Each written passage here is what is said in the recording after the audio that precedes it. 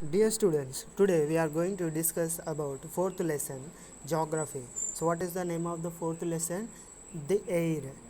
Air.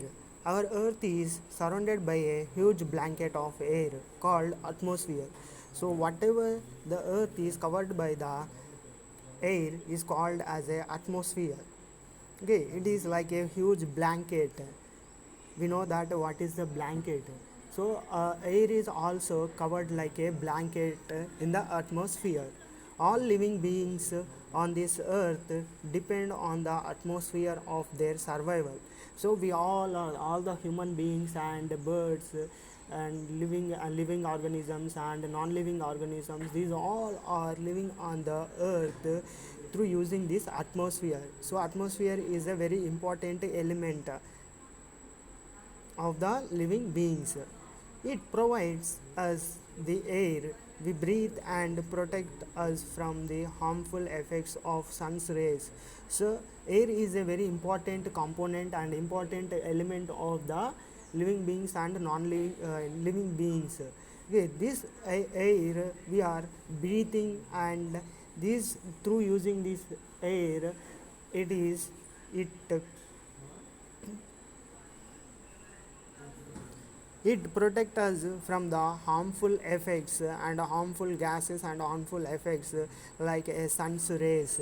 Without this blanket of protection, we would be baked alive by the heat of the sun during the day and get frozen during the night. So it is this mass of air that has made the temperature on the earth livable. So without this, what happens if the earth if without atmosphere, what happens if there is no atmosphere on the earth, we can't live. Okay, and human living is not possible on the earth.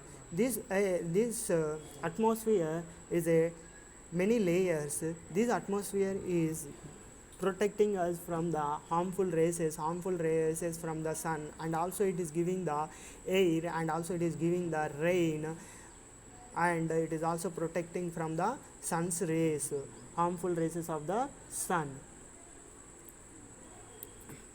Next, see, plants need nitrogen for their survival. So what the plants need? Plants need is air, and plants need nitrogen. So where is the nitrogen? Nitrogen is also one of the part of the atmosphere, and these are the gases. Nitrogen, these all are the gases. It is also one of the part of atmosphere. They cannot take nitrogen directly from the air. So plants will not take nitrogen directly from the air. Bacteria that live in the soil and roots of some plants take nitrogen from their air and change its form so that plants can use it. Plants will prepare their own food and nitrogen through taking through take it from the soil through using their roots. So here in this picture you can also see that the percentages of the gases in the atmosphere. So 78% of the air is covered by nitrogen, and 21% of the air is covered by 21% of the air is covered by oxygen, and other persons argon 0.93, carbon dioxide 0.03%, and other elements also helium and nitrogen, these all are also the part of the atmosphere gases.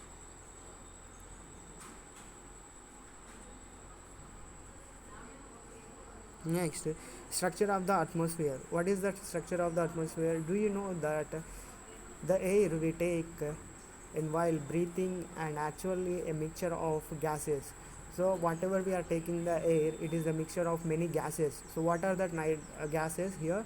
Nitrogen and oxygen are two gases which take up bulk of the atmosphere. Carbon dioxide, helium, ozone, argon, and hydrogen are found in the lesser quantities.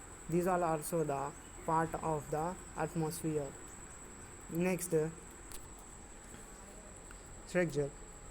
Atmosphere is divided into our atmosphere is divided into 5 layers.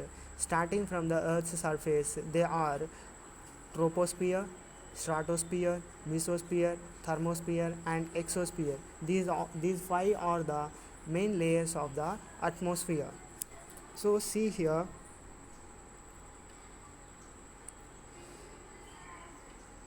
troposphere. So what is the troposphere? Most important layer of the atmosphere. Troposphere is one of the most important layer of the atmosphere. Its average height is 13 kilometers from the earth. What is the average height of the troposphere from the earth? It is the 13 kilometers height from the earth.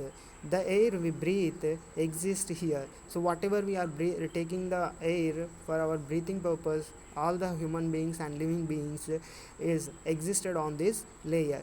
Weather phenomena like rainfall, fog, and hailstorm occur in this layer. So in the troposphere only weather changes, and this whatever we are getting in the seasonal wise, seasonal rainfalls and fog and hailstorm, these all are occur in this troposphere layer. Next, the second layer is stratosphere. So what is the stratosphere? Stratosphere is the second layer of the atmosphere, okay, from the earth. It extends up to the height of 50 kilometers height from the earth. So what is the height of the stratosphere height from the earth? It is the 50 kilometers height, or 50 kilometers away from the earth, almost free from clouds and associated weather phenomena. Idea of flying aeroplanes contains a layer of ozone gas. In this, one of the most important ozone layer is there in this stratosphere. Where is the ozone layer? Ozone layer is there on the stratosphere. This ozone layer is protecting us from the sun's rays, harmful sun's rays. Almost free from clouds, and this stratosphere layer is almost, it is a free from the clouds. In the stratosphere there is no clouds. It is not associated with uh,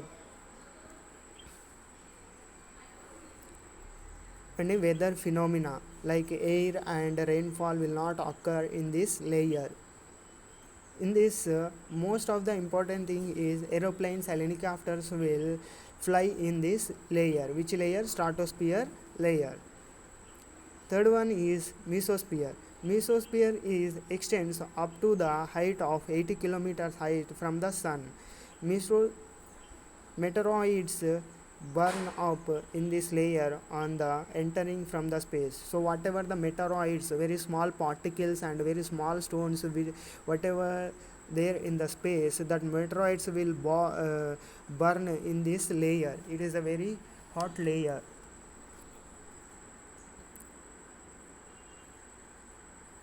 Next one, thermosphere. The fourth layer from the atmosphere is called as a thermosphere. Temperature rises very rapidly with increasing height. Ionosphere is a part of this. In this layer, ionosphere is one of the part of this thermosphere. It extends between 80 kilometers to 400 kilometers from the earth. So what is the height of the thermosphere from the earth? It is 80 to 400 kilometers. Helps in radio transmission. So whatever we are getting the radio signals, all these radio signals and satellites, these all satellite signals, these all we will get from this layer. Radio waves transmitted from earth are reflected back by this layer. So whatever the radio waves and whatever the TV and computer, all the cell phones signal, we will get from this layer. This layer is also one of the important layer of the atmosphere. Next one, last one is exosphere. Exosphere is very thin layer. It is a very thin layer. Light gases like helium and hydrogen float into the space from here. So helium and hydrogen will available in this layer. There is no much information about the exosphere. Here in this picture you can also see that what are the layers of the earth. Temperature. What is the temperature? An important factor that influences the distribution of temperature is insolation. Insolation is the incoming solar energy interrupted by the earth. So what is the insolation? Insolation is the incoming solar energy. Whatever the solar energy is getting from the earth, it is called as a insolation. Insolation is getting heat from the solar system. The amount of insolation decreases from the equator towards the poles. So in the equator we can see the most of the amount of insolation decreases from the equator to towards the poles. So in the equator the sun's rays will fall down directly from the equator, so that in the equatorial region will get most of the temperature and very heat zone. We are calling this equator also called as a very heat zones. In these heat zones, directly temperature will fall down. That's what here we can see the very hot zones.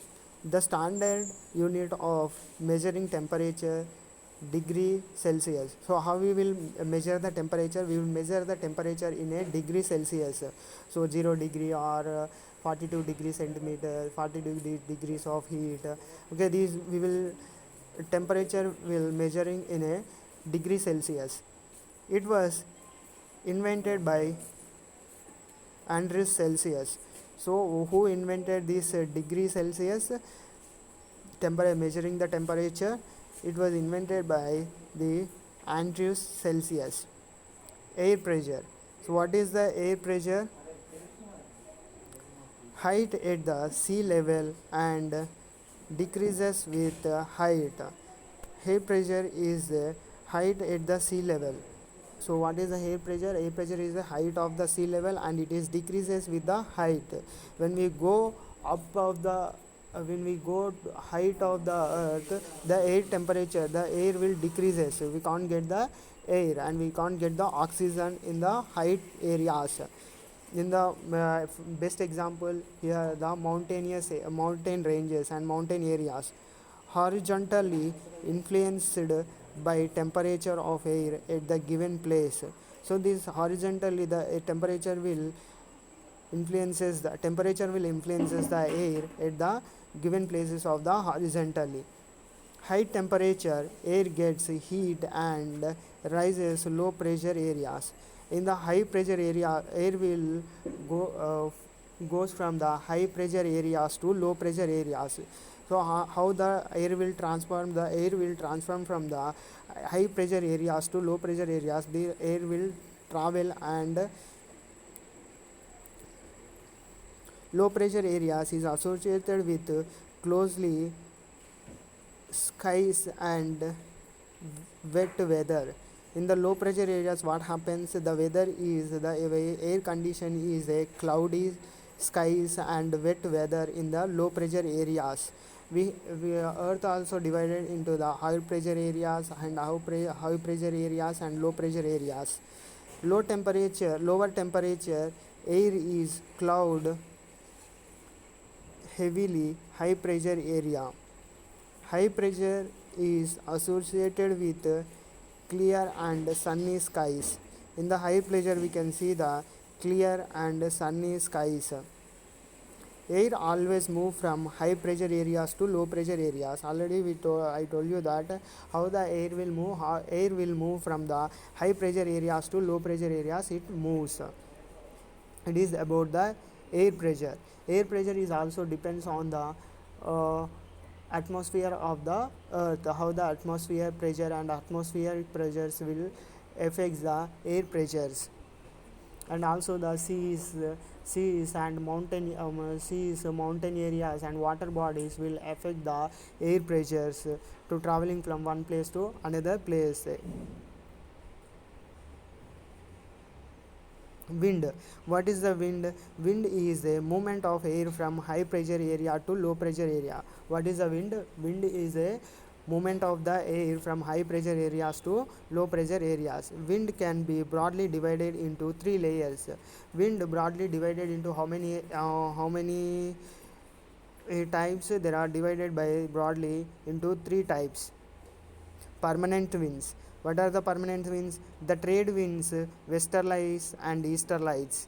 So the trade winds and westerlies and easterlies are the permanent winds, blow constantly throughout the year in their particular direction. These permanents will blow or travel from the particular place and particular areas throughout the year.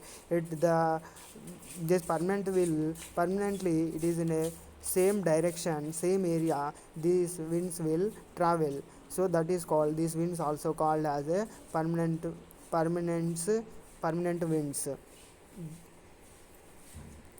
Seasonal winds. In the seasonal wise, seasonal winds also go, seasonal winds move in a seasonal wise, like winter season, rainy season, and summer season, like that. In the seasonal wise also, the winds will changes its direction. Example, monsoons in India. So how we will get the monsoon season. In the monsoon, after the winter season, monsoon season enters into the India. Through using these monsoon seasons, the air will take changes its direction from the Arabian Sea. These monsoon winds come from the Arabian Sea, and it is causes the rainfall in India. Most of the southern part of India will get the rainfall in India. Local winds. Third is a local winds. What is the local winds? These local winds will happens in a local areas and local regions, blow only during a particular period of the day or year in a small area.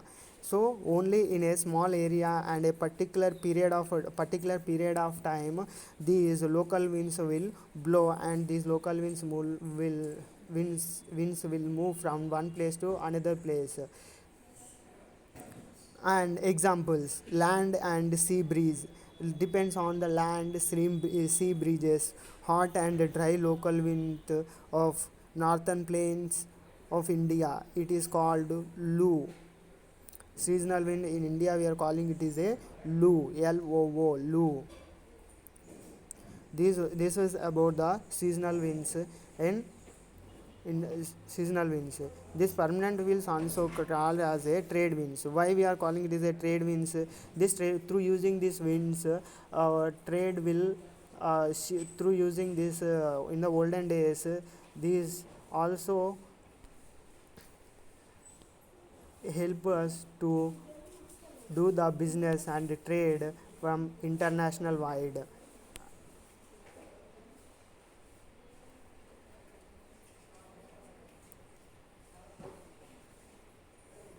Moisture. What is moisture? Moisture in the air at any time is known as a humidity. Like in a summer season, or in a summer season, we'll see that moisture in a winter season, and somehow when we get uh,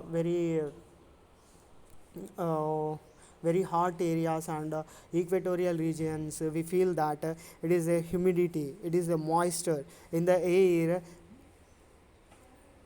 There is no moisture in the air, we feel like it is a humidity and wet. It is like very hot regions, we feel like a humidity. When air is full of water vapor, we call it as humid day. So what happens? What is the humidity? In the water vapor in the air, full of water vapor is there, that we feel that it is a humidity of the nature and humidity of the air. As the air gets warmer, its capacity to hold the water vapor increases, and so it becomes the more and more humid. Perception that come down to the earth in liquid form, liquid form is called rain. So what is the precipitation? Precipitation is that comes down to the earth in a liquid form is called a rain. On the basis of mechanism, there are three types of rainfall. So what are the three types of rainfall? There are conventional rainfall, organic rainfall, and cyclonic rainfall. So we will see detailedly about these rainfalls in a coming chapters, in a your higher classes.